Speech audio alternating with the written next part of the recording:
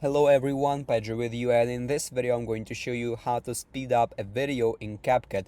So actually it is very easy. First of all, we need to of course open the Capcut and import the video to the Capcut and move it to the timeline. As you can see, I already did it, and as you can see, my video right now is in original speed 1.0, and to increase the speed of this video or decrease it, we need to select the video on our timeline and go to the speed right here, and here basically we can change the speed. So for example, if I want to increase this slider, I will increase the speed of the video, or if I decrease this slider, I will decrease the speed of this video. So as you can see now, if I play it is basically speed is decreased, but as you can see, it is low FPS right now. So if we decrease the speed of the video, we need to enable smooth slow-mo, so basically it will make our video smoother and not